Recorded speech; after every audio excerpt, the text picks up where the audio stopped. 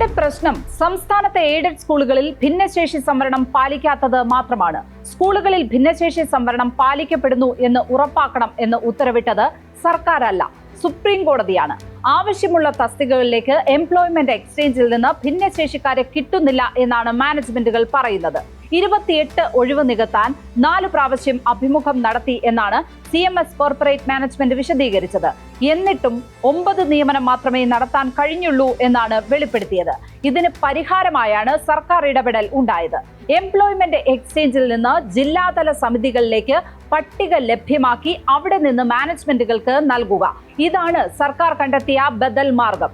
ഇതോടെ 1345 തസ്തികകളിൽ നിയമനം നടത്താൻ ഒക്ടോബർ 15-ന് സാധ്യമാകുമെന്ന് സർക്കാർ പറയുന്നു. നിയമനം ഈ ഘട്ടത്തിൽ എത്തിയതോടെയാണ് മാനേജ്മെന്റുകൾ പ്രതിഷേധവുമായി എത്തുന്നത്.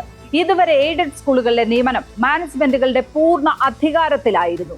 അവിടെ സർക്കാർ നടത്തുന്ന ഇടപെടലുകൾ ഭാവിയിലും ദോഷകരമാകുമെന്നാണ് ഉൾഭയം.